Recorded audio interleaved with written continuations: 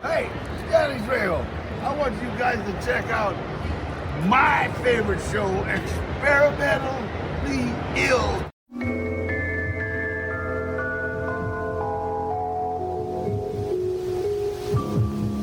I remember things. It's more than just void, darkness, unconsciousness. The mind does work. There are images, patterns, things to recollect. It's not just the long, deep sleep that comes when the fear has left. The cold is felt, the slipping away of feeling is noted and then succumbed to. The mind functions. Time is distorted, jumbled, telescoped, accordion, but there is a sense of time even so. And I remember things. I remember the way it began. I remember the way it was in the beginning.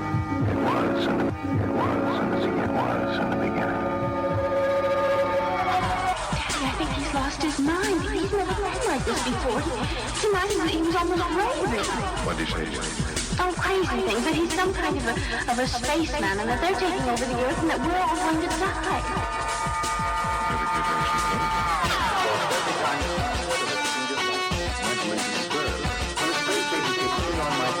Don't listen to me. They told me to keep in mind the scientific and what do we know? Hey, what's up, everybody? It's April 4th, 2025. It's your buddy Michael O'Toole. It is episode 117 of the Experimentally Ill podcast. Check us out on experimentallyIll.com, and you can check out some videos we have up on youtube.com/experimentallyIll. And you can always check out all the other audio podcasts on Spotify, Apple Podcasts, pretty much wherever you get podcasts. We have the newer episodes up there. And the other ones, if you go to experimental.com and check out the stuff that's on archive.org, is a big back catalog. It's crazy to think we've been doing these projects for several years now. Talking to my artist friends in the New England area and also out in California, of course, all over the place. Thanks to technology, we can talk to other humans and occasionally aliens. I'm going to be talking to my buddy Lawrence Hollie, who is, of course, the co-producer of the Experimentally Ill movie series we've been making, and co-host of the original Experimentally Ill radio show, and joins me quite often, still here on the podcast. So, hello, Lawrence. Hey, everybody. Check. We're here. We're on the West Coast with the Michael Phelan O'Toole. My man Michael O'Toole's got to get us guests. How many times can I be the guest on this podcast? As many times. As many times because, yeah.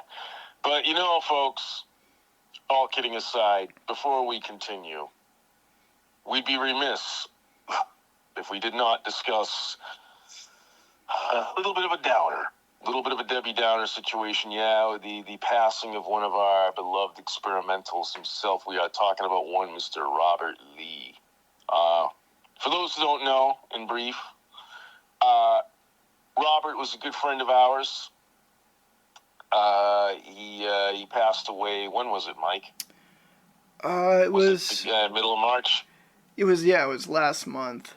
It's currently April 3rd, 2025. So Robert passed away in the middle of last month, suddenly from leukemia. By the way, mm-hmm. It hit all of us like a bat out of hell. It was something we did not see coming. Robert was quite a guy. He was, we met, in short, to put it as succinct as possible, because there's all kinds of history we could bore you with, but to just kind of keep it to the bullet points. Mike and I, everybody who's listened along knows that Mike and I have been friends for decades, and we frequented a lot of New England area public access television studios. I myself was an employee at several ones, and I'd bring Mike along to help me out. Well, there was one particular access studio that I worked at, community television, local cable. It was Brookline, Massachusetts. where we met Robert. Robert came in. He was accompanying two ladies who were coming in to do a program, and Robert was kind of tagging along. He's kind of being their technical guy. Robert was a very technical man, good with his hands, good with computers and such. And I was one of the studio managers at the time, and I would stay late. I would stay late with Mike, and we would work on our own little crazy shows. And so I would extend the invitation to Robert and these two ladies that, hey, look, as long as Mike and I are here working, you folks are welcome to stay and work on your stuff. And that kind of imprinted us on Robert as good people. From there, Robert became interested in what Mike and I were doing, all of our weird little experimental video projects and such. And eventually he actually would assist monetarily when Mike and I would put on the experimentally ill film festivals. Robert would chip in financially. Isn't that right, Mike? Yeah, I just wanted to say, I think us meeting Robert was around when you became the studio manager at Brookline Access Television. That was like about 2009, 2010, somewhere around there, right? That's correct. So this goes back a ways. It's not like we've only been friends with Robert for 4 years. Yeah.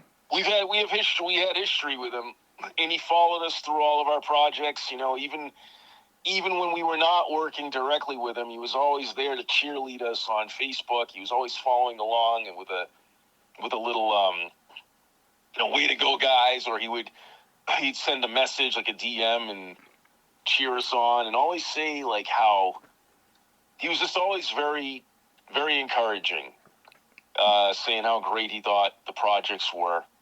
And I'm going to sound like Donald Trump here, being all self-congratulatory. But well, I could say it for you if you want. I was one of the folks who taught him how to do digital editing, and doing that, it seemed to really strike a nerve with him, because he really thanked me a lot. And he took that knowledge and then built on it, and actually built his own video production webcast business from it that was doing pretty well up until his passing. And, you never know. I guess my thing is to anyone is you never know who you're going to encourage in life, you never know whose lives you're going to touch in a positive way. If you put yourself out there in a positive way, you never know who you're going to reach, and you never know who you'll make a friend of. And Robert was just a pure soul. Like, kind of sometimes his jovial nature, you weren't really sure. I'm kind of a cynical guy. Right, I was going to say, it just sort of shows our cynicism sometimes, is like, he was such, like, kind of an innocent, happy-go-lucky guy that you were like, is this for real? Like, and such a kind guy, like you said, kind of the Mr. Rogers type of a guy where, I think people were always trying to get Mr. Rogers to crack or something, like, to show that he was human like the rest of us and flawed and, Robert was the genuine article. He was really that cheery, chipper, happy-go-lucky guy. And then it just really seemed like a kick-the-puppy moment when we found out that he passed. Like, it really seemed like the universe put on its worst, hardest, steel-tipped, cruelest boot and just kicked the puppy in the ribs.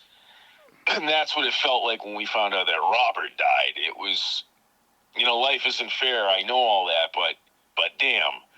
So this episode is going to be partly dedicated to Robert, with the other half to Val Kilmer, who we'll talk about at the very end, because we didn't. I met him once. I actually did meet him, and I got to tell him he was my favorite Batman. Thank God, I guess.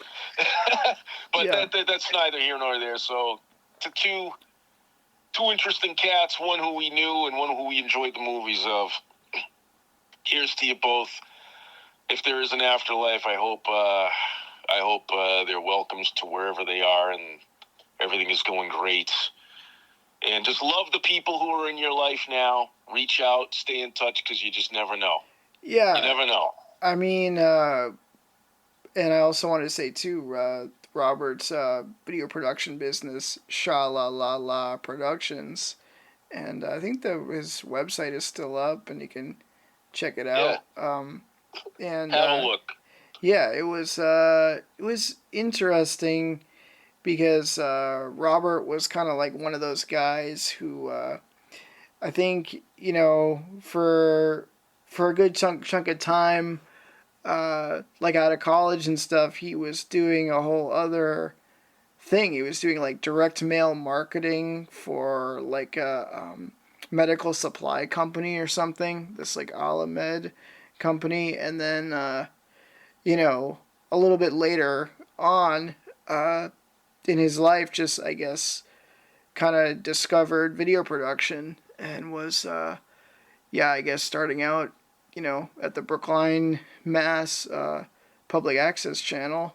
And then, took that experience of, you know, he always had a camera in his hand and was always shooting behind the scenes video and great photos of us kind of in action doing other shoots, or then he would support different shoots that we would do. I remember him doing camera on the Golden Sound series, the band show that they used to happen at BATV. There's a lot of history we could go over. I don't mean to cut you off, Mike. I mean, that's just a lot for the audience. Like the summation is, he was a prime example of just, you know, he didn't look down on public access. He looked at it as a learning experience. And he was older than us, but he never acted like he knew more than us. He was a guy that was always open to learning, and it was a new adventure for him, and yet another way that he can connect with people. And also, what a great example of the potential of public access, community access television. Like, what an example of what it can do for you if you use it right. Which leads into our next subject. Well, but I didn't get to say much about. I wanted to add a little bit more. I'm sorry. Go ahead, stuff Mike. there, though. But we did. Go ahead. We did get to. We got to hop on a memorial about Robert too. We got to say some stuff there online with some international friends that he had, because you kind of touched on it there earlier. But one of the parts of Robert's business got to be not only like doing sort of putting together camera crews and stuff, you know, kind of for hire for different shoots if you wanted to promote your business or whatever you wanted to cover. But he got into the whole like live streaming video thing. And I think he was doing some shoots like that for like Harvard University and stuff. But then he also he put together this Facebook group called Live Streaming Friends, where he, and I'm not even sure how he was introduced to like the whole live streaming video thing. But he put together this community where people from all over the world were checking in this group, and Robert would make time to pop in. You know, he would test his own equipment, and then he would make time to help other people, you know, test theirs. And he was kind of the host and sometimes the guest, you know, on other people's streams, and they'd sort of interview each other, talk about video production. He even did a pop culture podcast he called Pop Goes the Stream, where I got to be a guest on there, and he let me talk his ear off about the movie maker Kevin Smith, because he knew I was a fan of Kevin Smith. You know, Robert liked all the pop culture and superhero stuff we like, so I kind of became closer friends with him from that. That live streaming group is still going on. Another big part of Robert's life was taking care of his family, like taking care of his elderly parents. And he was also a dedicated brother to Josh Lee. And so that was part of his legacy also. So the dad joke that Robert had, like a ton of corny dad jokes, is he would always refer to the fam-a-lee was his family. So I think the legacy with Robert is they changed the name of the live streaming friends to live streaming family. So sort of like he sort of brought all these people together. And they actually live streamed his funeral service that I was at. And people from all over the world in that group got to see it. So it's kind of inspiring because he kind of, you know, he was only 54, you know, and it's, but you know, he kind of did this alley-oop, like, in his life, where in a relatively short period of time, he brought a lot of people together, helped document a lot of stuff. Like you said, he was a sponsor for our Experimental Yield Film Festival, and at the Coolidge Corner Theater and Somerville Theater. And I'll always remember the after party, that there was like a nearby restaurant, and he rented out the restaurant venue and really spoiled us with chicken wings and sodas and all this stuff. And the first time, a few years prior to that, I was doing, he needed like I forget what show it was for. He had his show like Lens Cap Off. It was like a variety thing. But he was doing this dance fit thing, this exercise program or something. And it was him and like a bunch of like fitness women. And he shot that. He needed somebody to help edit the video. So I helped him for like several weeks. We got together. I would help him edit and try to show him some stuff. And that's when he would always keep me in sodas. And at the time I was a double-fisted drinker. I had like Diet Coke and Monster Energy drinks. And he always had that. And he was always getting pizzas and different stuff for us. And that's when we kind of became closer, because I let him know like I was into superheroes and stuff. And he seemed to really like endeared by that. And my thing is, I'll always remember he gave me this really cool hardcover book of Alex Ross DC superhero paintings. And it has like a slipcase. It's like not a cheap book, you know, so that really meant a lot to me. And Robert was also known for doing all kinds of gestures like that for his friends. And yeah, I know we're gonna. I think eventually we're gonna dedicate. We're dedicating this episode, but we're gonna like take the time to expand. A full-on do a Robert long retrospective thing. is in the offing. What Mike is saying is a full-on retrospective of Robert is in the offing. Yeah, it is going to happen. But in the meantime, you know, we could go on talking about him for the rest of the show. We really could. But we got some other business to discuss. We are not forgetting you, Robert. So what I will say to everyone is, Robert's favorite drink was Mountain Dew. If you all can just take a moment. Back in the day it was. I don't know. Well, from what I saw, the guy drank like oceans worth of Mountain Dew. And then he would run through the station yelling, I'm just going to make the assumption and say that it's Mountain Dew. And I'm going to say to whoever's listening with an earshot, get yourself a Mountain Dew. Oh, also, no, that reminds me, it's hard not to take some time with this one. But I will say what they did do at the service, they also talked about how Robert did like to have, you know, delicious food stuff, go out with his folks, friends to eat and stuff. So they did, they gave out hoodsies, right, at the service, and you're supposed to go, the next time you have a hoodsie, thank you. Go on social media, go on Instagram, and if you use the hashtag RobKindness, and you can also tag his Instagram at Hey It's Robert Lee, because I believe his brother Josh Lee is running that now. And the next time you're having that ice cream, throw a photo or a video up there. And, I think that's more appropriate, actually, Mike. I'm glad you brought that up. You can't do the Mountain Dew, but the hoodsie actually has social currency, because there's an infrastructure built around like digitally pouring one out. Yeah. Leaving your mark. Well, like his brother said too, it reminds you of all the good things about being young and carefree. And if you don't like eating the hoodsie, if you're lactose intolerant, buy the hoodsie, do the hashtag, and then send the hoodsie to Paul McGillicuddy, a famed Massachusetts local actor, actor. Paul McGillicuddy, because he likes all the hoodsies. I mean, he does. Just one last thing too Not is an that insult. no, I mean Robert did really support the New England film and video community quite a lot. Because even away from us, he did the 48-hour film project, I think, a lot. With our colleague there back in the day who screened some stuff at our festival, Ned Scannell. His thing, Collective Subconscious Productions, I think. So he did quite a lot in the New England film scene, and then, like I said, kind of built like an international community. And the thing that I guess we want to say too about Robert is he was kind of like without pretense, you know.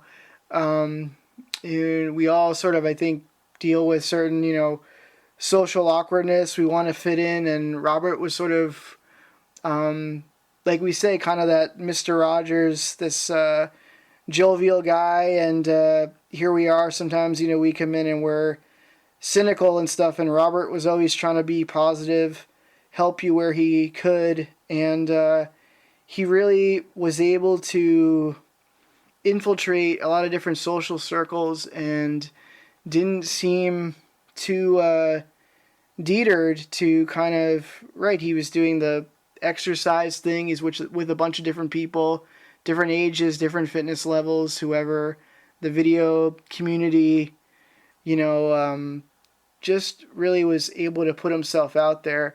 And something that I forgot to mention in the memorial that I thought was really cool that I saw him do a few years ago was there was a website called Everybody's Hometown Geek that he was going to cover stuff for them. He went to, I would always over the years bump into Robert at some of the Boston Comic Cons, and he went over to one of the, I think it was the Super Mega Fest Comic Con, and he got Ned to run camera, and Robert went out with a microphone and like interviewed some celebrities like Edward James Olmos from Blade Runner and stuff, and then Paul Michael Glazer from Starsky and Hutch. You can see some of those clips up on his Shalala production site.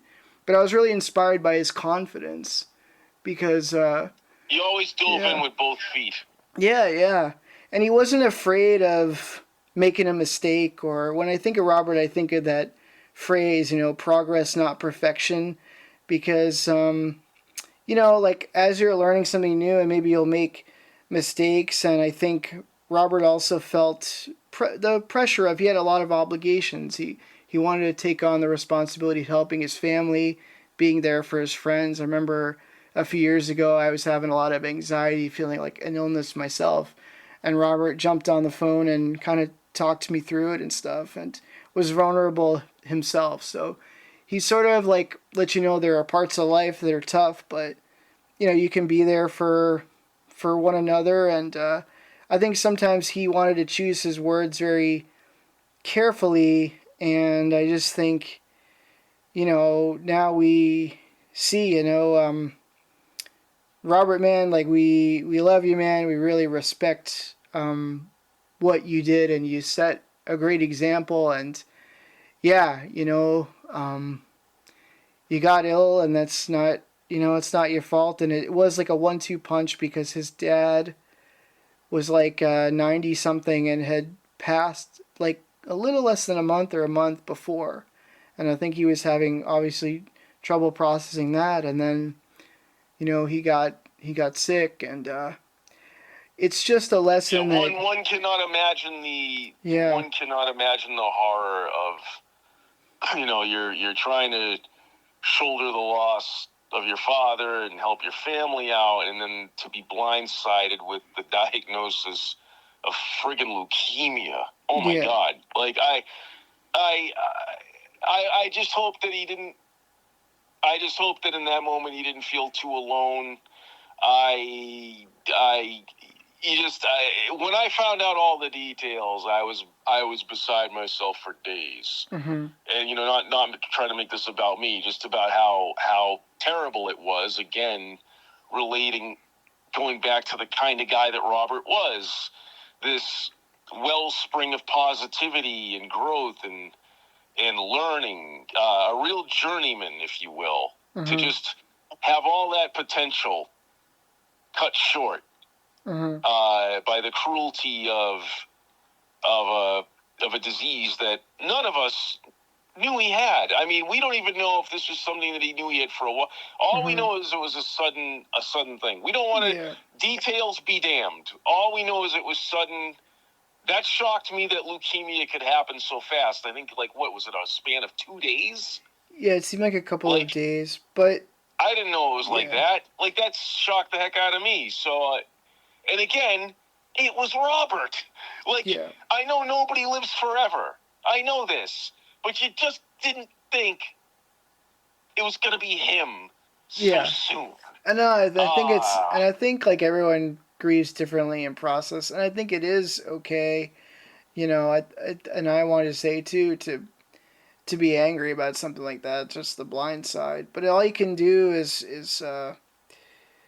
just look at how much positivity and how much creativity he did pack into his life, and using the time that he had, and also just his sort of earnestness in just some of those more wholesome parts of life, and just trying to extend a hand to help people. And Robert really not only was sort of creative himself and trying to take on video productions, always having a sense of humor and stuff. Him and his brother Josh did little funny videos around the holidays and stuff. He showed kind of a funny video at our festival, and but also amplifying the voices of other people. I mean, I think he really got a kick out of documenting some of our stuff.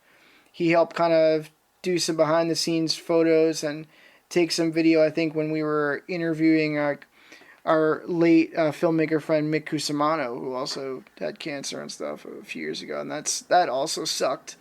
But we had sort of more time to process it. But I mean, and all we can do. Doesn't make it easier, by the way. It doesn't make it easier. Age, somebody dies. That doesn't matters not. Definitely. The point is I also want to just jump in here and say that always get screened, do regular checkups. Health is one of your greatest assets, and not something to be taken for granted. Not saying that Robert did or that Mick did. It's just that, if you're in any position to handle something early, if you got something bad and you check up and you can handle it early, for God's sake, handle it early, because, it'd be shitty for yourself if you left the world, but, you get a lot of people who love you, or things you could do and life that you could live, and it's just better with having you around, whoever you are. It's better with, hopefully you're enjoying your life enough to preserve it. And to just get screened and be good to those in your life while you're here. Robert was great, and I mean, that's the best we could say, short of doing an entire episode, which we will. Yeah,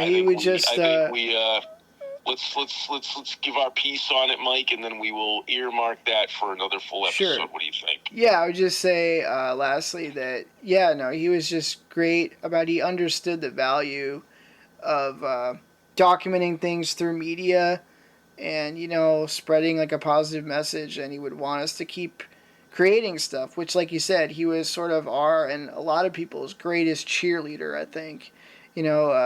Checking in. I remember when we did some coverage of the Boston Comic-Con this past year, he was cheering me on. I said, "Hey, it looks great, man," and it was just always cool, and he appreciated the cartoons and films and things that Mick Cusimano left behind. So having that material out there, and I think somewhere, if I can dig up somewhere on my drive, I might have a quick interview I did with Robert. But we'll be talking about Robert again. It's definitely hard to forget him. An entire episode is in the wings. It's in the offing. It's definitely relevant. He definitely warrants an entire retrospective, because there's just other ways that he inspired and whatever, and you can draw it out into a larger thing of how we all should do that, and it's part of he truly embodied what experimentally ill means, where we're a bunch of guys. We're a bunch of disparate people. We're all different in this little experimentally ill collective. Mm-hmm. Yet, when we put ourselves out there and dive in with both feet, we can create some really fun, crazy stuff and get involved in some crazy scenes and provide a safe space for all the eccentric creators in the world. And Robert couldn't have embodied that spirit more. So, Robert, Godspeed, buddy. That's right, Thank man. you. We're glad to have known you, and you got an episode dedicated to you coming. So, Yeah. if you're up in heaven or wherever, or some other dimension, Yeah, don't right. worry, it's coming, man. It's coming. And that's So with that, Robert. with that, That's Robert. Godspeed. That's Robert. Godspeed. Do weed. I just want to say, yeah, that's Robert W. Lee, not Robert E. Lee, and that is Robert. Yeah, not the- I remember him saying his not middle the name. Confederate or His whatever. middle Was it name, Confederate? Yeah. even though his college nickname was the General, Robert was. Yes. But he's Yes, Robert. yes. I remember him telling me when we were editing. I said, "What's your middle name?" He said it's Winthrop, Robert Winthrop Lee. That's great. So, yeah. So So check thank it out, you, man. Robert. no, you And the really world. affected us. Thank you, And thank the you. world. So in the spirit of continuing to Mike. be creative, we're gonna, I guess, touch base about the Experimental Eel movie series we've been doing, All right. which with the goal, I think, at least maybe a year or 2 years ago when we started. Seems like several decades ago when Mike and I woke up one morning and said, "Hey, Larry, wouldn't it be great to make some crazy experimental movies?" And then since I'm way older than him and like more geriatric, my body was almost dust went. I was doing an intro, I thought. Yeah, it sounds great to do 10 movies. Did they pull it off? 10. Did two ADD-strewn people who in the past couldn't barely get a video segment from out of my car trunk? 10 Pull off movie, 10 each movie, theatrical feature films? each We movie did is 10 minute long movies, by the way. 10-minute feature films of insanity. Guys, women, it's been pulled off. It's been done. Mike, what do you That's think? right. What do you think? It's a body Mike? of work. It's a body of work. What are we even talking about, though? We're talking about a In series as of. succinct a way as you can put it, what are we talking about? We're Mike? talking about a series of movies, or you could call them videos. Of course, you would be wrong because this is Experimental Eel : the movie series, beginning with the movie and moving through 1 through 10. Like you've said, this was we employed the artist collective, which we call Experimentally Ill, or the Experimentals, which is the sort of loose-knit troupe of actors and personalities we have in our employ. D.L. Polanski, Hartley Pleshaw, etc. Posthumously Mick Cusimano. That's right, because as ChatGPT will tell us, the Experimental Movie series often pays tribute to the professor of surrealism, Mick Cusimano.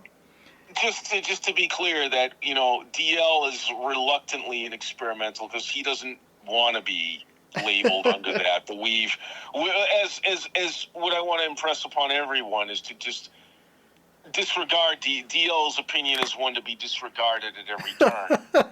So we've made him completely against his will a member of the experimental tribe, and he'll take it if it means he gets attention. By the way, Well, let's He use will the one. go. Wait, hold on. You're the one who said His be God is succinct whoever about feeds this. him. This is the ragtag group of artists and actors we have, and also Gosha, who is in some of the Mick Cusimano movies, appears with us on camera a few times. So we have some legacy characters in there. But this was the short movies became known for within that block of 10 minutes. We have sort of a variety of different segments where it could be sort of surreal animations or comedic sketches, or even sometimes just a funny or kind of interesting think piece, monologue. Hartley Pleshaw became sort of famous for being able to whip those together. If we were to sell this to a network, and Yeah. just for people to kind of get an idea, think of it this way for those who are pop culture savvy. It was, think MTV's Liquid Television meets early Sesame Street meets Idiot Box, the Night MTV's Flight. The Idiot Box meets Night Flight meets Tim and Eric. Schizophrenia meets ADD Tim and Eric, meets I thought. drug overdose Wait, don't meets say that. depression meets overstimulation Yeah. meets hypomanic episodes meets That's right. If you have depressive ADD, episodes meets ADD a college course on philosophy. meets the That's what Wolfman. Experimentally Ill the movie is. If you have ADHD, people seem to appreciate this style of cinema, and then if you don't, Yeah, when your movies are up against... if you don't, when your movies are up against at a festival, two girls in a bathroom discuss if you don't have drama ADD, subjects. it sort of serves to, I guess, push the boundaries a little bit, make you interpret things a little bit, dreamlike, sometimes nightmarish, surreal. Surreal, oneric is another word. But we to went describe it. we went on using the resources that we have between the two of us on our own, and then also I went back to Cambridge Community Television in Central Square, Cambridge. Wait, Mike, hold it. So you say CCT, you went back to Cambridge Community Television. Let's touch on that for a minute. Well, I was just going to touch on it and then mention where we were screening the movies. If I'm not mistaken, when you initially went into Cambridge Community Television to record all that crazy green screen footage with our experimental cohorts, your initial intention wasn't even to make movies with it. What was your initial idea with all that stuff?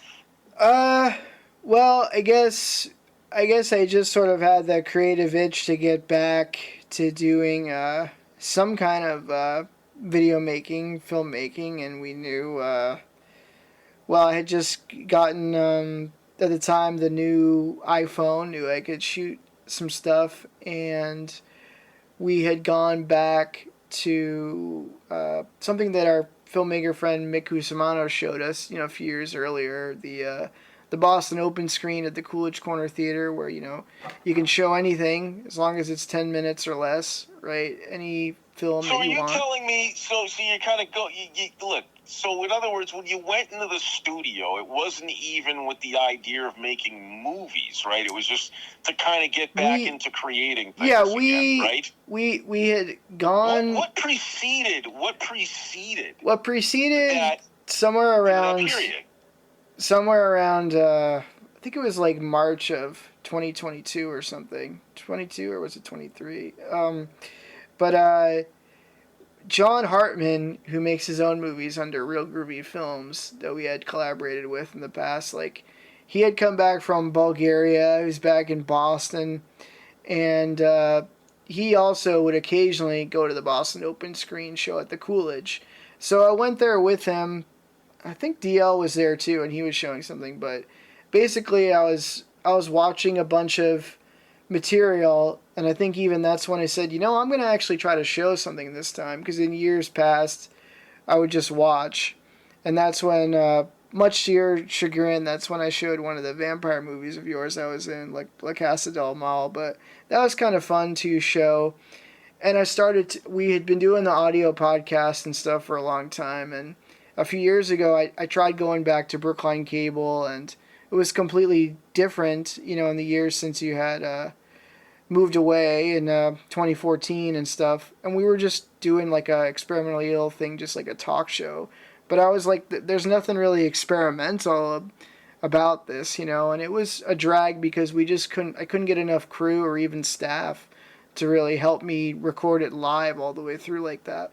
So when I went to... your creativity up against the usual ennui of your average public access studio staff. So I was like, man, are we ever going to get back to like that golden era, like you were talking about with Robert and Golden Sounds, the rock show, and that era of like 2009, 10, 11, 12 it was. There's like always like a 5-year turnover rate at the public access places, it seems like. But so I tried, but it was an uphill climb. And at the time I was really burnt out on video editing, and it felt like just pushing a rock up a hill. So I just wanted to kind of do it all the way through, but it just wasn't working out. The production quality wasn't good, and I wasn't having fun. I was sort of like, it was sort of like a dumbed down version of what I was already doing at home with the podcast. So I didn't like it. They'd cut our time into 20 minutes or 30, it was supposed to be at least half an hour, and we were just sort of repeating ourselves. So then like a few years later, like you say, John comes back, we go to open screen, and I'm seeing all these local films, and I'm just like getting the bug to do visual stuff again and get back into like movie making and stuff, or some kind of visual thing. And so I was talking to D.L. Polanski, and we were saying, because we had tried, like I said, BATV, we even went back to New TV in Newton, that I did stuff there in the early 2000s and stuff, and it wasn't the same. There were so many rules, and it was very restrictive. It was almost prohibitive. They almost like didn't want you there, taking up their time, trying to make things. So DL had made some movies at CCTV in Cambridge like years ago, and so he was saying like that's the one to try. That's like the least restrictive one. So in March, I think it was 22 or maybe 23. Or was it May or something like that? But somewhere around there, we went back there, and I think you were kind of just encouraging us, like, hey, like try some green screen stuff or just try this. So we got DL, and we got, like you say, local actor Paul McGillicuddy, who he and I were in a DL Polanski movie like years prior to that, and we knew Paul was reliable, talented. Most importantly, he was available. That's always important. So we shot all these weird things, right? We wrapped the green sheet around us, and we could then key out the background and have our heads floating there. We never got over the floating head motif. Or I think Paul was bouncing my head like a basketball. Or DL had made a movie, where he had, our buddy Richard Berman flying across the screen. We did the flying stuff, and we had all these disparate parts of green screen. And then I think with modern technology, right, I sent them to you on Dropbox, and then you we were piecing them together. And then I guess we had an idea that it would be for like a half-hour show at CCTV at some point, thinking like that's what you do at an access channel, is do the TV show. But CCTV was great because their slogan is "Make Art Be Heard." So they kind of literally like said to us at the time, the guy was like, "We're just trying to get people in here," and we could sort of we had like a lot of flexibility with what we were making, and we eventually did deliver like a 30-minute show. But in between that time, myself and DL, we started to make a ritual of going to Boston Open Screen at the Coolidge Corner Theater second Tuesday of every month.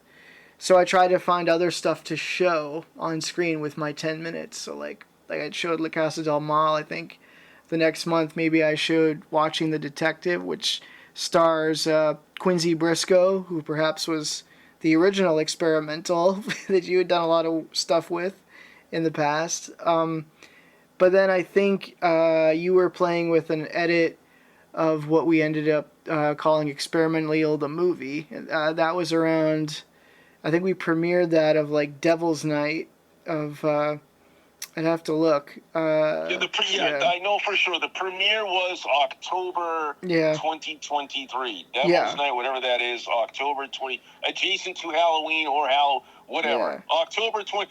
Folks who are taking notes, October 2023 was the first public unveiling of Experimentally Ill, the movie, at Boston Open Screen. From that point, Mike and I kept on monthly up until, well, see, here's where it gets weird. Boston Open Screen, for those who don't know, they operate in seasons. So they stop for the summer. Okay, like what that means is they do their public, their open screen shebang for everybody to bring their movies in, whatever, and they'll do it from September or October up until about, what is it, Mike? Like April or May? June? Yeah, usually June, and then maybe it'll come back in like October. It seems. Okay, like. right. So it ends at around June. So Mike and I, just to give you all some perspective, we had a new movie, unrelenting, from October 2023 to June of 2024. We just kept the entries coming. Then when we resumed for the 2024 fall season, we began again in earnest, but this time we had like a break or two in the middle. Didn't, Mike? We had a little bit of a stopgap where we showed other things, like Burnout started. Yeah, we did a little bit. We did the Experimentally Ill, the movie. Then there was Experimentally the movie 2 and 3 and 4, and we did that as a series up until I think the 8th movie, and then we started to burn out a little bit. Like, even though, you would edit a couple of segments and I would edit a couple of segments, so maybe 5 minutes here and there, and that became our 10 minutes, and that was it motivated us because that the little theater they do it in at the Coolidge, I mean, it was consistently sold out, and people were coming up to us, recognizing us from the movies and stuff. And I had a sort of a group chat going and was rousing the cast and crew. And then I got some other friends of ours to come out, from seeing the photos of us doing that. But yeah, Burnout, I think, by the 8th movie. But then you had re-edited the whatever this new thing is monologue that I did.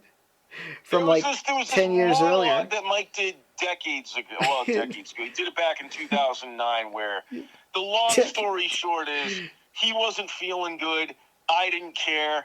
I said, you're gonna go in and make content, get in that studio and sit in that chair. This is when I worked at Brookline Access Television, and this was at the original location, which was this decrepit, haunted-looking school. And the studio was like in this cavernous space where you see all these technical lights in the background, and Mike is just sitting in that chair looking sick as a dog, and he was pissed. And nothing, folks, is funnier in this world than listening to Mike, unfettered, give his true opinion on the state of the world when he just doesn't give a shit. And it's the only time you can get him there is when he's not feeling well. And he knew that I wasn't going to let him out of that chair, so his only recourse was to just spew venom back. And it's the funniest, most hysterical, in my opinion, 10 minutes of video I've ever heard in my life, where he's just dead-eyeing the camera, like just looking right at it, almost not blinking, and letting you know exactly how he feels. And so that footage just kind of sat dormant for like 15 years, where I kind of bandied about what to do with it. And then a light bulb hit me. I'll make it into one of those features that Mike and I show, but like it'll be kind of like an offshoot of the Experimentally Ill films. Mm-hmm. And so I deferred to Mike. I said, hey, Mike, come up with a title for this thing. And Mike sometimes, God love him, he just can't be bothered with things. And so I go, Mike, this is your chance, That's not even rise to the occasion and give this thing a title. And he's like, yeah, he kind of Maynard G. Krebs did, like, I don't know, it's working. I don't know, whatever this, we'll just show whatever this new thing is. And then me being the madman, I go, aha, we're going to call it whatever this new thing is. And he's like, wait, what? And before he could say another word, I slapped the title on. I sent him the file, and whatever this new thing is became one of our most popular pieces. Mike, didn't it help an audience member out of depression to the point where she became an advocate for our films? Yeah, that's what I was gonna say. Is it played the regular material we were doing from Open Screen? That gave us then having the deadline motivated us to make so much new content. We had places that we could show it in other places. So we had my friend John McGinnis, who is sort of a great crew member who also worked with filmmaker Mick Cusimano. He does his own film festival called the Screaming Ostrich International Film Festival, which I guess was inspired by Mick Cusimano also, because Mick Cusimano had his kind of banner was Rooster Tales. It was the Rooster Tales series. So John did Screaming Ostrich. So yeah, we had, I think the year prior, I showed the artificial intelligence piece that Hartley did from the Ill movies, and documentary piece you did on me. We forgot to mention that was also from the Open Screen. But for the next year, that doc won an award from the Ostrich Festival, like session favorite or something. And then the following year, yeah, we had whatever this new thing is played at the West Newton Cinema in Newton, Mass. And then yeah, you never know who you're gonna reach. You know, it got a lot of like genuine laughs in the block it played. It was totally different because it's just kind of me sitting there in this moody lighting with aviator sunglasses on and a t-shirt, and you know, like you said, sort of deadpan, dry humor, sort of railing against existence. Yeah, and then what happened was after that played, that's about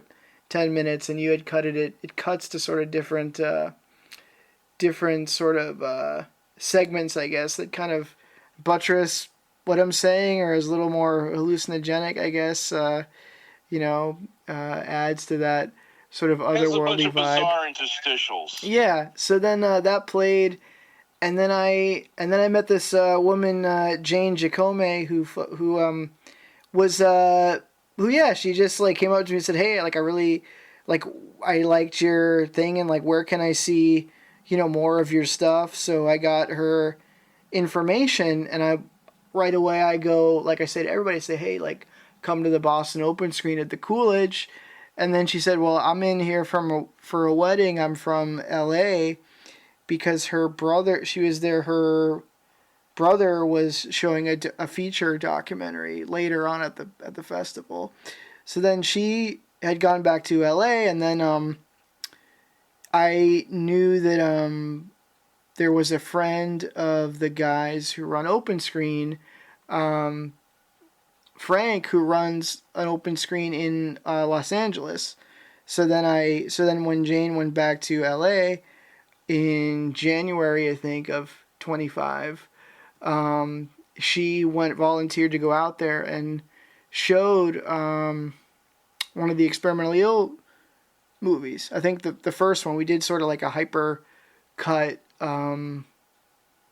of the first movie, and then some highlights from maybe the second movie into one, sort of a revised like version that she showed, and that was well received at Open Screen LA at the Lyric Hyperion Theater in Silver Lake, California.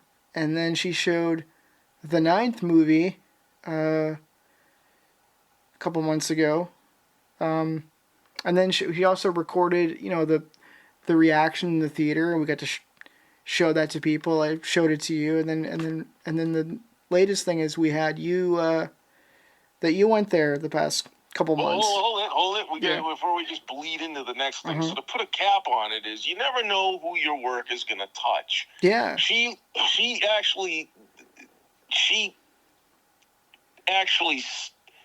admitted. Yeah, thank you for making funny movies. Yeah. And she watches it when she wants a pick-me-up. She actually watches whatever. She watches you for 10 minutes. Like she actually watches it. Reality. Because when I met her in person, she was telling me about how funny you were. Now, because I asked her why did she like it, and she's like, it's just how deadpan he is, and how clearly how angry he is. Yeah, how do you feel? Angry.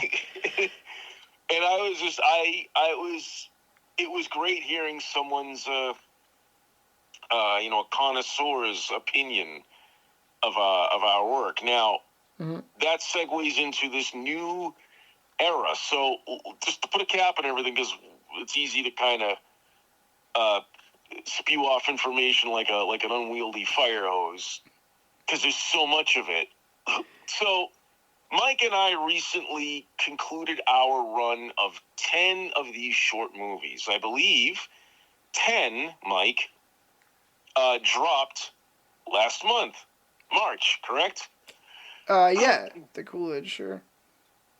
So, what that ushered in was this new era where I started attending the open screens, and now Mike and I are perfectly synced up, where I now am showing LA open screen all of our movies for the first time. Whereas Mike, on the East Coast, is in a period of rerunning the movies again. But now our efforts are synced, so we currently are on Experimentally Ill, the movie number 2. I just showed number 2 at LA Open Screen a couple of days ago, and Mike, with the date currently being April 3rd, for those who are being pedantic. It's the 4th over here, baby. Show it. Mike is going to show it next week at Boston Open Screen. Yeah, and it's a way of kind of doing a two-pronged approach to show people that this is a unified effort, and it's becoming bigger than the both of us. And we don't know. So far as we know, there hasn't really been that kind of a coordinated effort. Certainly from us, and maybe not from anyone yet. As far as from the sounds of the organizers, I don't think there has. One of the organizers was saying how novel it was that Mike and I were pulling this off in a bi-coastal way. He said to me, he's like, wow, we've never really had this type of coordinated effort before on both coasts. This is exciting. An approximation of his words. No, I think it's definitely exciting, and I just wanted to jump back and just mention quickly my experience doing it was pretty cool, because that I think it was about just the importance of like consistency and stuff, of finding any way to get your work out there, whether it's DIY style or whatever. I mean, because consistently having something new out there, and then we kind of established our own style and aesthetic and stuff. And even though there was sort of analogs to it, from what I've seen, in recent times at the open screen, like in Boston, there wasn't anything like it. So, we sort of provided like an alternative thing, amplified some voices, gave our actors some interesting things to do. And I think one of the open screen organizers, Phil Healy, he after just about exactly a year of me screening the stuff at Boston Open Screen at the Coolidge, he let me know that he was also one of the technical directors at the Boston Underground Film Festival, which plays at the Brattle Theater. And that festival has been going for 25 years around the Boston area, and it's of some renown for genre fans and genre filmmakers, and sort of celebrates like the strange and unusual in cinema and stuff. And people, from all over submit to that, and there's a celebrated sort of local block of horror movies that they call the Dunwich Horrors, and Phil said, so you just there's a lot of info, and I just want to make sure that, because you're kind of saying one thing and then it led into this other thing, which is a whole other ball of wax. So when you mentioned something interesting that I want to touch on is that the itinerary of movies that unravel at the open screens, there really isn't, not to toot our own horn, but there's really no equivalence so far to what we do. A lot of the things are, from what I've seen from the little time that I've been there, most of the, and this isn't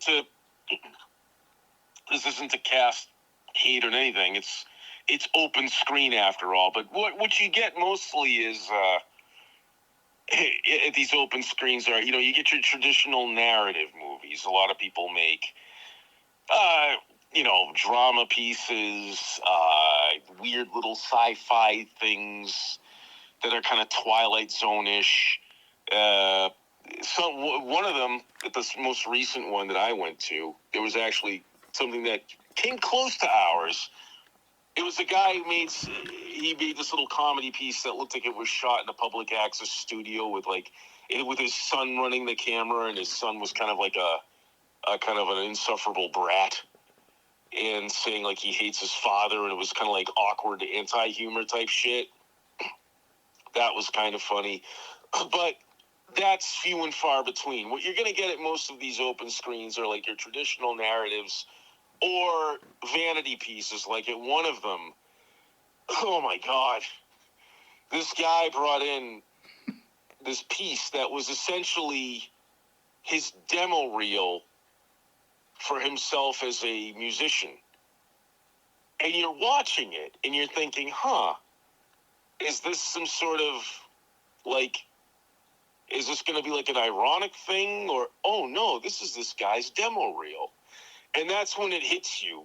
What you're involved in is open screen. It's potluck. Bring your own booze. The bring your own booze equivalent of cinema. Right. where it could be anything, man. Didn't you say at the Boston iteration of open screen, somebody brought a video that was the Hungarian alphabet? Yeah, that was, there was a guy who's very excited because he was learning a new language, and he was learning this new language. I'm learning the Hungarian alphabet, and so I really want to show you it. And so it was sort of a poorly lit close up of a guy just sort of zooming in on the text of these literally that, these Hungarian letters. Real Andy Kaufman levels of anti-entertainment. Right, and there was a point where it was some unintentional comedy. The thing is these people aren't joke. They're not doing it with humor in mind. It's, hey, look at this cool cookout that I was at. What were you saying, Mike? I'm sorry to cut you off there. I kind of talked over you. No, the earnestness, I think you have to respect, where someone left their home, they really wanted to show you this. You have to respect it, Mike. But what it was what I do. What it was when he was differentiating between the hard R and the soft R in the Hungarian alphabet, that was where he was getting some unintentional laughs, because you just weren't in this sort of poorly lit, just sort of zooming in on a camcorder, this, text on a page. And, I will say a gem that I did discover was the work of Simmons professor Bob White, who does his animations and his series called The Bumbling Gentleman, and he's often in the Boston Sci-Fi Film Festival, and he became a champion of our work and is a big fan of mine. And that we struck gold in our movies when you hear the hearty Bob White laughter in Mike records what Mike does.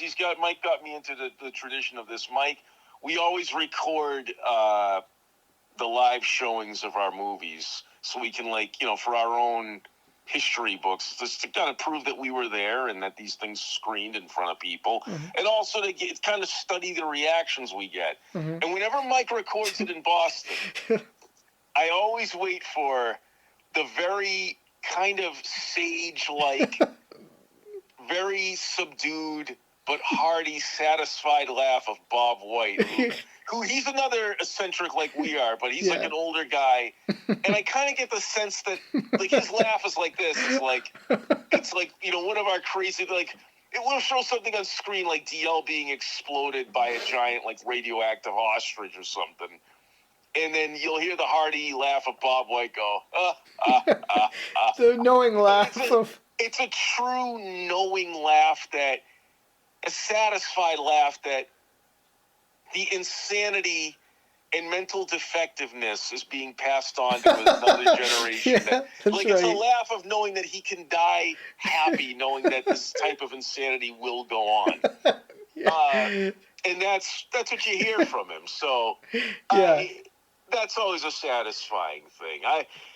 At the end of it all, at the end run of our 10 films, Mike, looking back at it, I'm saying it as if we're looking back at it from the vantage point of 50 years.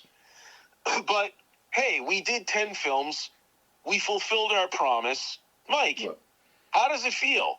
Well, first of all, I want to say check out youtube.com/Bob White Movies for some of Bob's movies. And before you interrupted me and totally diverted my path, I just wanted to that was great content. But before you took it over, as usual, even though we went a little bit over time, I just wanted to mention my participation, even in a small way, to the of the Boston Underground Film Festival the past 2 years at the Brattle, because we did the experimental Eel movies for about a year, like consistently screening them and in kind of a consistent style that was pretty unique. Like we said, a lot of green screens, floating head motif, kind of vaporwave and cyberpunk like backgrounds and stuff. Even if it was just a monologue of DL complaining about the holidays, his head would be floating there with sort of Aerosmith style wings and a comic book bubble dictating the entire text of what he was talking about behind like pink vaporwave Christmas trees or something with some haunting music behind it. And Phil Healy, one of the organizers from Boston Open Screen, he said he was laying it on thick, and he said it's an honor to have you guys close the show because consistently for a while Boston Open Screen is first come first serve, and right before it started to get really competitive more recently, I would be a little bit late and I'd get in there and I'd bargain with somebody to be the last slot of the night so that I could be entertained. Like that was sort of the crescendo of the night, like seeing our stuff. And I think Phil just really vibed with our stuff, and he had some extra time during the Boston Underground Film Festival. Him and Adam, who also is from Open Screen, they're the tech directors, and it's kind of setting up the order of things. And he said, hey man, like could you do like one of those public service announcements, like turn off your phones before the movies and stuff. And so I made this piece where it's me and DL, we have our floating heads there, and I'm like sort of the patron who's on their phone, which then, the phone of course explodes and DL's head swings in, he plays the usher, he's reprimanding me and stuff. And we got to kind of make a little ad for, experimentalill.com and sort of our style. It was only like a minute-long piece, but it played before that Dunwich Horrors block, and that was like in front of 200 people at the Brattle Theater, which is another historic theater, and that I got to meet a lot of filmmakers from that, and like we talk about the importance of networking with other artists, other filmmakers, and we did that last year in 24, and then I just came back from that. I think it was last week, getting to show a similar piece, and just another way to just get our stuff out there. And that was kind of an honor because when I was younger and I was a kid, I used to read about Boston Underground Film Festival in like some of the alt weeklies, like the Boston Phoenix and things like that. And just another example of like when you're consistent and there's not always one path to get in a particular place. Sometimes you don't know what the result is, but you kind of keep your head down, keep working, and be true to what the vision is, and then yeah, like you say, people are sort of noticing it. The kid who was scanning the tickets to another block of films that I went to during Buff. He said, "Hey man, like I love your stuff, like Boston Open Screen. Like I got recognized in the bathroom. I was at the urinals, and a guy was at the urinal said, "Hey man, like I saw your spot. Love your stuff, Boston Open Screen." And I was gonna give him my card, but my hands were full at the time. So it's like it's been that there has been like direct, feedback, which sometimes if you're playing at 2 a.m. on public access or whatever, we just weren't seeing that kind of feedback. So that's been kind of exciting, and yeah, I don't know if you had anything to add to that stuff, but I think that's been. I think cool. You said it. Yeah. You said it pretty well. I was just what I wanted was a fine point on your perspective on how you felt after the completion of our 10 movies of setting out of completing what we set out to do. Oh yeah, I think it's great. Mike and I come from a past of rampant ADD. I think Mike can agree that both of us in our lives and our individual experiences would embark on projects only to be deterred at the midpoint by, some other shiny object or some sort of life crisis. And, a lot of half stillborn projects were left along the road. Mm-hmm. But this was something else. We laid out what we were going to do. There was definitely a point where we experienced burnout. Yeah. And that looked a little bit tricky at that moment. It looked like that was the moment of suspense. Like, will we be able to do it? And we got right back on course, and we finished it up, and that's what I wanted was to. I mean, I feel great about it, but how do you feel about it, Mike? Yeah, no, it's cathartic. I think it was what it's supposed to be, and I think there could still be more in store, like in that style. But I think for this phase, like it's cool to take another lap around, just get the work out there for people who missed it, originally, and then build up some word of mouth. And after Boston Open Screen at the Coolidge Corner Theater, there's always the meetup down the street, Granny O'Malley's Tavern, and I've been making myself be more social and go out there and try to meet people. And the weirdest experience and sort of that dopamine hit that I would often get when brand new stuff would be on the screen, I was also getting like that excitement when I would hear like when I came up with the name Experimentally Ill or something that's just the inside thing to us, a specific thing in the movie I don't think is going to be remembered by other people, and then I hear like Experimentally Ill or whatever, like I hear it coming out of the mouths of other people, and people would be complimenting the movies or or knew us from the movies, and that was just sort of cool just because you're not just in a vacuum, and that was cool. So yeah, it makes me feel good because it really was a collaborative thing in a lot of ways, and it also did get guys like D.L. Polanski who had sort of taken like this indefinite break from making their own movies, and then also guys like Hartley Pleshaw, who we felt like especially you had kind of introduced me to him.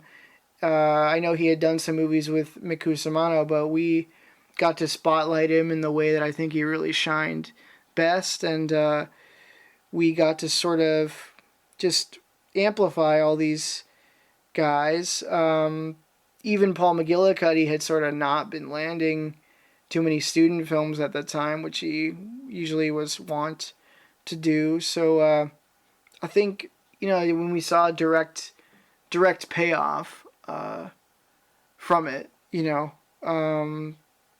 I think that's cool. So I feel good about it. It got the name out there as like a brand, thing, and it got our work out, and that was sort of always the goal. Even in the past, there was like a little bit more disjointed, and I always say like, because there was a journalism student who interviewed me from doing the Boston Open Screen too.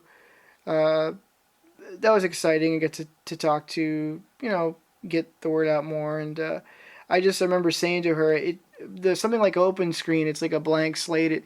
It is what you make of it. So I feel like we got the most that we could really get out of something like that. It's as vital as you want to make it. If you are sort of like feeling a little bit lazier, and I think a lot of people, dust off some 5-year-old movie that, they had laying around, and you can certainly do that, and there's no other expectation than to just show it.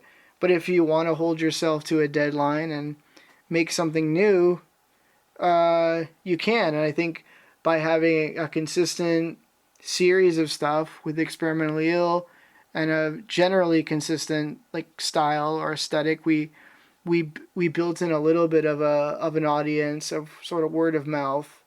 And like you'd always say, it sort of put us like front and center.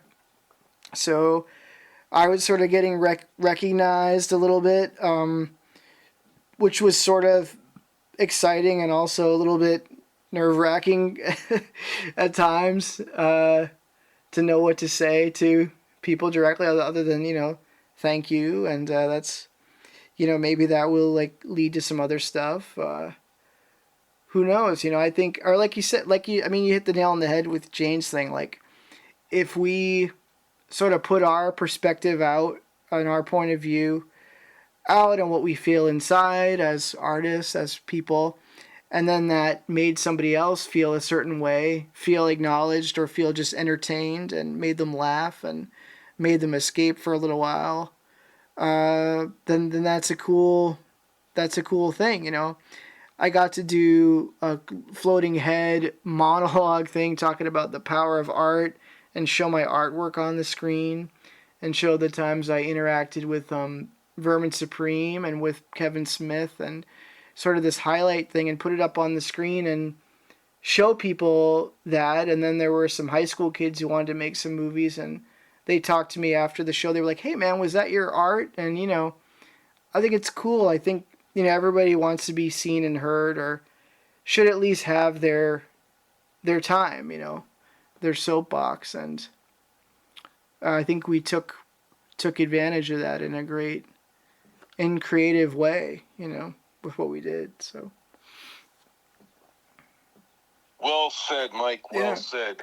And hey, no promises, but we will probably be back at some point for another entry into the Experimentally Ill film series. In the meantime, though, we're this hiatus from that continuity provides us an opportunity to work on some different things.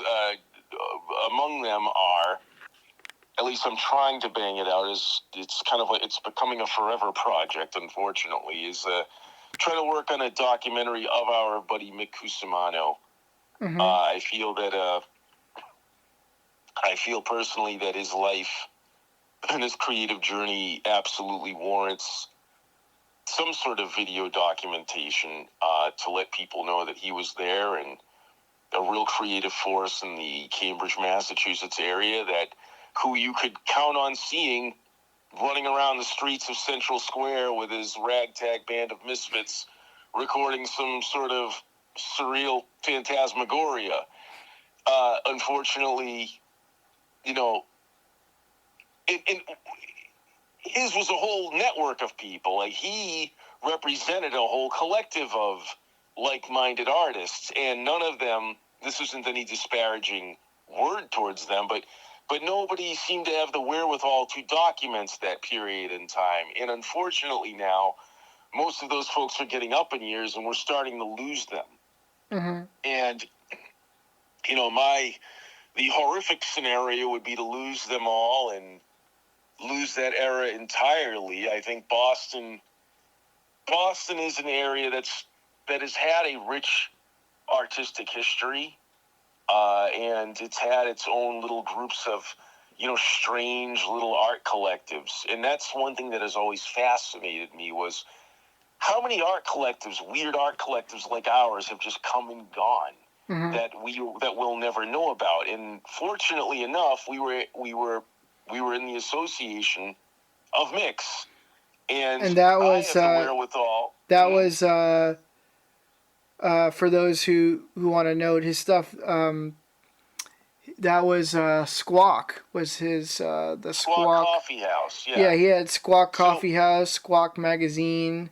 Right, a whole empire of poetry and street performance and filmmaking, and I could go on, but that's why I want to put all that into a documentary, because Mick actually left.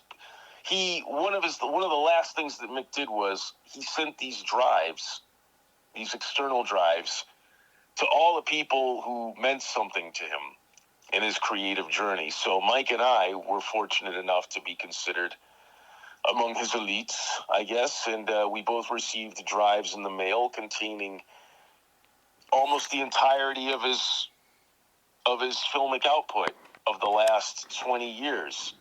He also contained in those drives are old family photos and photos from events that he attended and articles and whatnot. And I just didn't want to I think Mike can agree on this, neither of us wanted to let that stuff just kind of die there, so I got it into my head that wouldn't it be nice to make a little documentary, so that's one of the things I'm working on. The other thing I'm working on is concurrent with that is a kind of a final wrap-up, another documentary on our very own experimentally ill art collective. I saw the recent conclusion of our 10 movies. I kind of saw that as the end of an era, and also sort of not to sound morbid, but sort of a sunsetting of a particular effort in time that, none of us are getting any younger. And so I kind of wanted to make a documentary detailing us at the height of our powers, and that for us, that completion of 10 movies, I don't know what Mike feels, but for me, that completion of that run of 10 movies was kind of a big deal to me. It was something that Mike and I, we were both perfectly in sync for this little effort. And we did it, and we got most of the major players in the experimentally ill theater troupe, if you will. We got them all up on screens, with the unfortunate omission of Quincy Briscoe. We had some archival footage of Quincy, and then also quick shout out to like a couple of new people we had. We had Scarletto. Yeah, KJ. Our buddy KJ, a punk rocker from Los Angeles, and she joined us. My buddy Goth Robot 2.0 was thrown in there, and we tried to track down as many of our troupe as we could, and we represented them well. But the thing is that it's a definitive end point of a stated effort, and I'm not sure what we're going to do going forward. Mike has mentioned he wants to do narrative work. I also want to do some more narrative film work, and if those efforts take us away from a unified front of experimental EO projects, then so be it. I at least then want to document who we were, what we did, and what it meant to us, and to just kind of say that we were here. No one else is going to do it, so I'll do it. It was important to me. I think Mike can agree it was important to him, and I want to make sure that is a monument, a video monument in time, as long as the internet will host it. Hopefully not scrub it away. Yeah, Please don't. please don't make a mockery of this. Please don't do that. Yeah. But yeah, that's that. And yeah, Mike, I don't know, but we'll continue to do the podcast in the meantime. Yeah, that's right. And you can always hopefully getting some compelling guests. Where there's always been talk about possibly getting filmmaker Kevin Smith onto the podcast. He has said he would do it. Know. We know he's very busy. He said he would do it. We're just waiting on Mike to pull the trigger on that. That's right. Well, That's just like getting people for the movies, I think with podcast guests, you just have to bother people a little bit, and then just coordinating schedules is always hard to do. One of my blue sky guests that I want to get, because it's the 40th year anniversary of one of my favorite movies, and also because she's gone on to do some really, she kind of carved her own path in Hollywood, and I think she kind of agrees with the artistic and the strange. I've always wanted to interview Fairuza Balk, who played Dorothy in Return to Oz. It's having its 40th anniversary this year, and she's gone on to do a lot of interviews in different shows and podcasts and YouTube things. I thought it would be cool and neat to get her on. That's one of my blue sky. Maybe we'll also do in honor of Robert Lee. I was playing with some of definitely coming. The software he was using. Well, I was gonna say the software he was using to do some of the live video streaming. It'd be cool to have a video companion and do some live stuff too. See if we can do that. Maybe we can somehow tap into this whole AI thing and program Robert's mental algorithms to have like a Max Headroom style Robert join us. If anyone's good with that, hit us up. We're not going to pay you anything to do it, but if you can, it's your funeral. Yeah. So, okay. Mike, that's good. I think. Well, we know Robert didn't let himself be held back when it came to trying new things. So no, I think keep trying new things. Yeah. Get out there. But, don't be afraid. Yes. Well, briefly, we have because we teased what people really as we close this episode. I think we need to discuss Val Kilmer. A minute. Yes. Which let me see. Where is that? That. The figure in the dark was my destiny. It would change my life forever. I would use it to strike terror into the hearts of those who did evil. I would ensure that what happened to me never happened to anyone else again. I would have my revenge. That was Bruce Wayne from Batman Forever. Which is 30 years ago this summer, this June. Batman Forever, my favorite of the Batman films. And my favorite Batman and Bruce Wayne. Who I got to meet Val Kilmer in 2005 when I worked at a TV channel in Boston, and I got to tell him in person, "Hey man, you were the best Batman in my opinion." And he kind of smelled like he had wine in the breath, so I don't know if he was a little, but he very very sedately said to me, "Why, thank you, that is very kind." And we took a photo together. Yeah. A bit of a complicated guy, but a true artist. One of those guys, the artistic genius sort of guy, but also complicated. I guess, didn't return for Batman. Sort of booked something else. And what was he? For Batman and Robin, but I think at this point we can say that not even his presence would have saved that film. No, I remember vividly 1995 as a kid going to the movies with my mom and looking up at the screen and. Seeing, was it, that wasn't quite Batman showing his butt in the Batcave. They did have that, I guess. That was the one where he showed his butt. Yeah, that was it, okay. Okay, so there was a little bit more of the Joel Schumacher nonsense in there, but he's picking out all the stuff out of the Batcave. They reveal the Batmobile, and then Alfred says, "Can I persuade you to take a sandwich?" But that was Batman. I'll get drive. That was Batmania. I remember. Oh, it was. You had internet wasn't as much of a thing then, and you would just have this media would come out like magazines or TV Guide or newspaper announcements, and that's the next Batman, and there really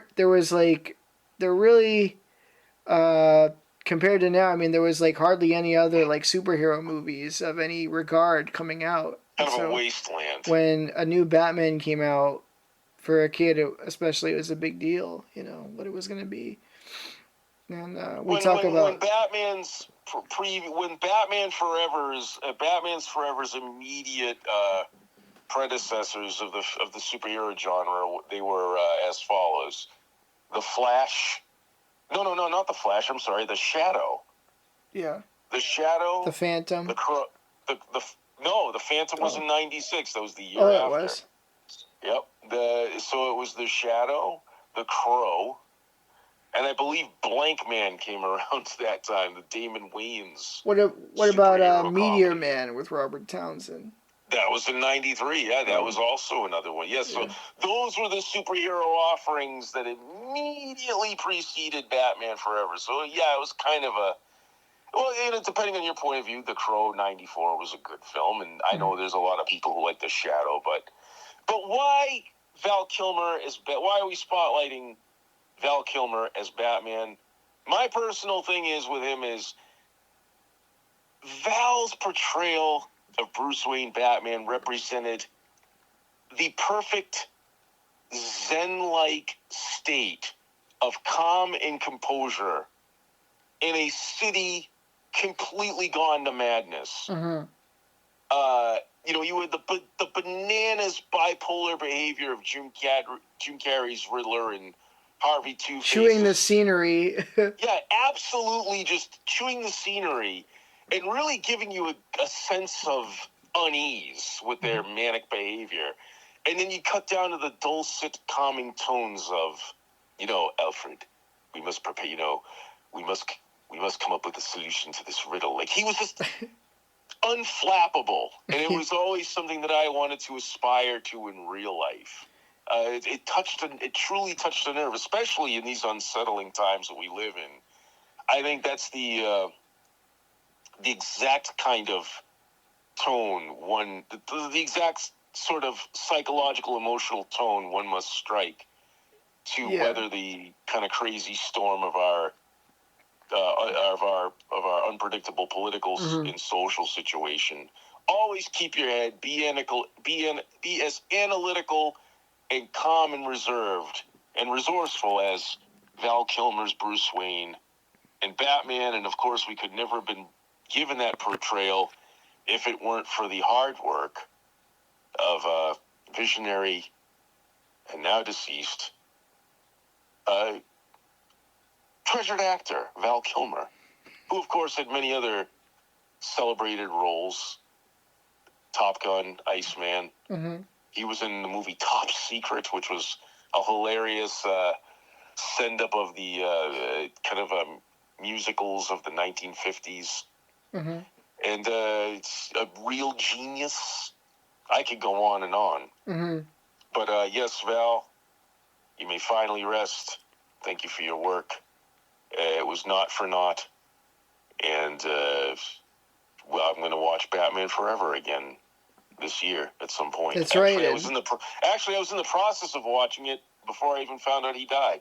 Yeah. So I'll continue watching it, and then I'll watch it again now with the knowledge of his passing. And # release the Schumacher cut. Is that what it was? There is an alternate cut of Batman Forever that is apparently darker. I think Kevin Smith publicly screened it at his movie theater, Smog Castle Cinemas. I heard there was some. So who knows? That event. Might be. Maybe it's something we'll all get to savor in the immediate or late future. We don't know. Mm-hmm. But as the most immediate future is signing off, so Mike. That's right. Bring us out. We'll be doing an entire Val Kilmer tribute episode. No, that will not be coming. He got his tribute. That's good. I feel like Henry Winkler at the Comic Con. Oh, you're not paying for his autograph? Okay, well then you can go leave. So Val Kilmer, you got your tribute. Thank you very much. But you're not one of the experimentals. Henry Winkler's great. Of course, I worked with him in a tangential way when I was an extra, and here comes the boom at the old Quincy High School. And he said, "Honey, this is what making movies is all about." When that girl, he said to me, "Oh, what is your name?" The Fonz. And I said my name to him. Nobody under 85 knows who the Fonz is, No, he's in unfortunately. many Adam Sandler films. The kids love that's that. his renaissance in the show Barry, right? Wasn't he in Barry? Barry was good. It was good. And we don't mean your uncle. Now, Mike. Is it a dark comedy, or is it a dark comedy, or is it a comedy that's dark, or is it a drama that's... Is it a drama that's comedic, or a comedy that's dramatic? Is what I always couldn't figure out with Barry. But it was a good one. I'll tell you what's not funny is that I'm hungry as a horse. Okay, well, you can check that out in episode 9. So, hey, man, thanks for checking it out. It's your host, Michael O'Toole here in the Massachusetts area. With me, as always, Lawrence Hollie and California or something. And don't forget to go to experimentallyill.com. YouTube, youtube.com/ Keep going, Mike. Come on, stay Just on remember target. Rod Weber saying when he worked in WFNX radio, the one thing they told us is to not step on the talent when they're trying to talk. I'm sorry. Go ahead. youtube.com/experimentallyill to check out the Experimental Movie series, of course, 1 through 10. And wherever you get podcasts, hey, check out the latest podcasts. Experimentally Ill, the podcast, is on Spotify, Apple Podcasts, all kinds of places, all your favorites. And check out, I got to get some of the older ones, will go up there, but you can check out the archive on our website or on archive.org, of course. Yeah, man, this is April 4th, 2025, episode 117. And, yeah, hey, we're going to see you next out at the movies if you're in the Boston area. Check us out Tuesday, April 8th, 2025. And then, hey, if you're hearing this later on, hey, the Open Screen LA, that is always the first Tuesday of the month at Lyric Hyperion in Silver Lake, California, on Hyperion Ave. And, yeah, at 7 p.m., show up, come see our stuff, or bring your own stuff if it's 10 minutes. But probably play it. Just make sure you're early. Show starts at 7:30.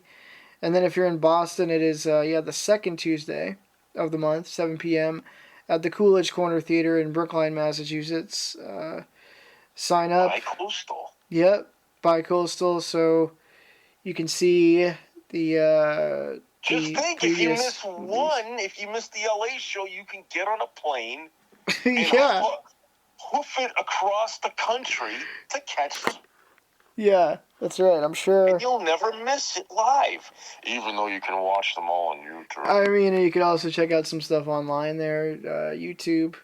Hey, give us a subscribe and smash that like button. Tell your friends.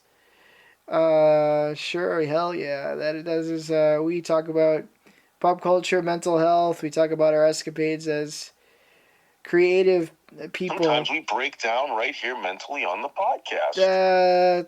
That's right. So be sure to catch the next one, which I'm sure will be forming some kind of schedule sooner than later. And so, what do we always say? Which the audience seems to laugh. When I said this in the movies, hey, where there is an ill, there is a way. So, be part of the experiment right here on Experimentally Ill. And the world. Yeah. I think he's lost his mind. He's never been like this before. Tonight he was almost raving. What did you say? Oh, crazy things. That he's some kind of a spaceman and that they're taking over the Earth and that we're all going to die.